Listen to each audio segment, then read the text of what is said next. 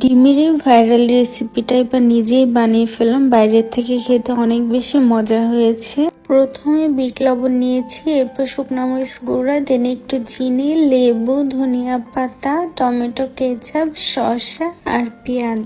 আর এখানে আমি একদম পিওর কাসুন্দি নিয়ে নিয়েছি।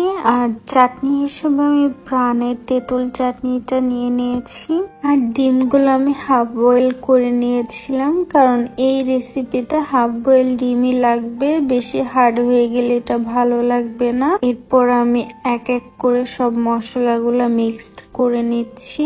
একটা একটা করে নেওয়ার কারণ হচ্ছে যাতে প্রত্যেকটা ইনগ্রেডিয়েন্টস অনেক ভালো করে মিক্সড হয়ে যায়। কারণ যদি আপনি একবারে সব মিক্সড করতে যান, দেখা যাবে শসাগুলো ভালো করে মিক্সড হয়নি অথবা নরম হয়নি।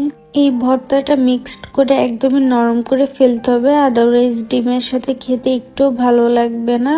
সর্বশেষে আমি লেবু আর কাসুন্দিটা দিয়ে ভালো করে এটাকে মাখিয়ে নিব, যাতে স্মেল আর টেস্ট একদম পারফেক্টলি হয়।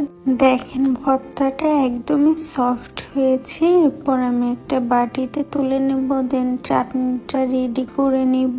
এরপরে ডিমটাকে আমি হাফ করে কেটে নেব এবং ভিতরে ভর্তাটা অ্যাড করে দিব। তারপর উপরে তেঁতুলের চাটনি অ্যাড করে দিব।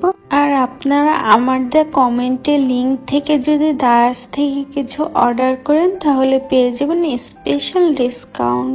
আর হ্যাঁ, এই রেসিপির মোস্ট ইম্পর্টেন্ট টিপসটা হচ্ছে আপনারা ডিমটাকে 6 মিনিটের বেশি সিদ্ধ করবেন না, তাহলে কিন্তু খেতে একদমই ভালো লাগবে না। পারফেক্ট হওয়ার জন্য অবশ্যই আপনাকে 6 মিনিটের মতো এটাকে সিদ্ধ করে নিতে হবে। এটা এত বেশি মজা আর লোভনীয় ছিল যেটা বলার বাইরে। আপনারা অবশ্যই ট্রাই করবেন এন্ড আমাকে কমেন্টে অবশ্যই জানাবেন কেমন লেগেছে।